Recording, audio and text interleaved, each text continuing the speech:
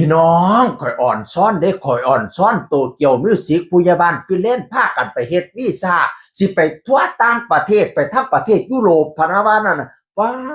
ดแน่นอนแท้บ่แม่นไปแต่ผู้ใหญ่บ้านคือเล่นผู้เดียวหรีไปกับทีมงานเพิ่นนักร้องนั่น3ศิลปินนั่น3เนาะแล้วก็แดนเซอร์อีก2ผู้ติดตามอีก1ไปเฮ็ดวีซ่าอยู่กรุงเทพกรุงไทยพอเตรียมตัวไปยุโรปก็มีผู้ใหญ่บ้านคือเล่น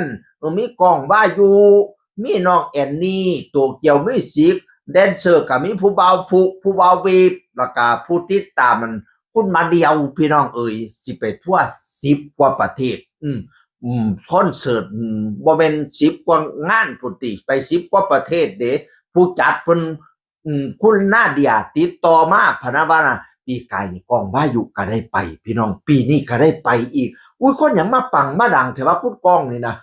ปีกายนี่ก็ทั่วยุโรปโอ้ยเพิ่นเปิดถ่ายรูปกับหิมะหิมอยมาเนาะปีนี้ก็สิได้ไปเล่นหิมะอีกพี่น้องโอ้ยอิจฉาเด้อิจฉาเด้เนาะเฮ้ยหอบเงินมาเป็นแสนหลายแสนปีกายนี่ผู้ใหญ่บ้านพี่เล่นว่ากองนั่นปีนี้มีฟุกกับมีเวฟไปผู้ใหญ่บ้านพี่เล่นว่า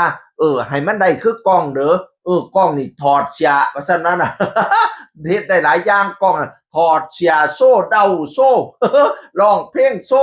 บัดนี้เวฟกับฟุกก็เฮ็ดคือกันเด้อเฮารอกว่าเขาอีกสูงขาวกว่าเขาอีกมีซิกแพคพร้อมว่าซั่นผู้ใหญ่บ้านพี่เล่นบ่าโอ้ยก็ได้กอบมาหอบมาเด้อเงินต่างประเทศเงินยูโรผู้ใหญ่บ้านพี่เล่นบ่านั่นน่ะเริ่มแรกนี่ตอนแรกนี่ว่าประม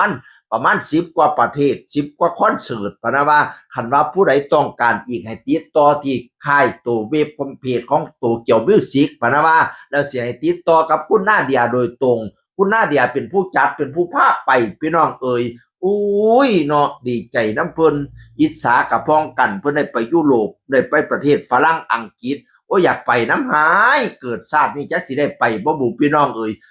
ให้เฮาไปได้เสียค่าเครื่องบินเพิ่นไปเอาเงินเอาค้ำดิก็ยังว่าค่าเครื่องบินก็มีคนออกให้แถมได้ค่าตั๋วแถวได้เงินติปเงินเติบอีกโอ้ยเนาะจะแม่นบุญพาวาสนาทรงเนาะอีพ่อขอเอ่ยโตเกียวมิวสิกกำลังมาแรงบ่มีผู้ใดต้านได้ช่วงเนี่ยแม่นเอาฟดไปตีไว้ก็บ่ฟังก็ยังว่านับมือปังนับมือดังไปหน้างานในประเทศงานนอกประเทศวุ้ยเนาะเฮ้ย ตั้งแต่งานอันนี้ก็10กว่างานแล้วแหมพี่น้องปลายเดือนมีนาคมพะนะว่านั่นน่ะโอ้ยดีใจนำเด้ออีปอกข่อยเอ่ยให้ได้เงินกอบเป็นกำมาเด้อไปอยู่ทางพุ่นก็ได้มาไล่ไก่ไหลมาเทมาปะน้ำแกงไปแสดงทั้งหลาย FC ให้แตกจนล้นอ้างสนามย่ามเจ้าขึ้นห้านให้โดดเด่นเทิงเวทีให้มีแต่เมียฝรั่งเมียมาดามมาหักหอมดมเจ้าเงินค่ำให้ไหลเข้าล้นกระเป๋าแน่นอังให้ได้นั่งเป็นเจ้าคนเบาชาลือเงินแสนให้ตกอยู่กลางบ้านเงินล้านให้ตกอยู่กลางเวทีกอบเอากลับมาประเทศไทยบ้านเฮาพี่น้องเอ้ย สนุกกอบสนุกโกยโลดคิดหอดเงินให้ไหลมากองคิดหอดทองให้ไหลมาเข้าเต็มกระเป๋าตึงเฮ็ดพาสปอร์ตมื้อนี้ประมาณอีก10มื้อก็สิรู้ผลว่าผู้ใดผ่านบ่ผ่านพะนะว่านั่นน่ะก็สิผ่านสุคนตัวเนาะเพิ่นกันดูดีมีสกุลรุ่นชาติมีฐานะสุผู้สุคนร่ำรวยสุคนล่ะศิลปินตัวเกี่ยวมิวสิกส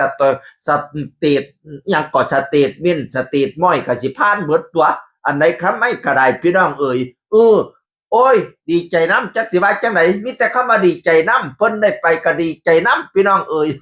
ให้ปังๆเด้อเสียงคนเก่าเว้าสู่ฟังสวัสดีครับสวัสดีครับ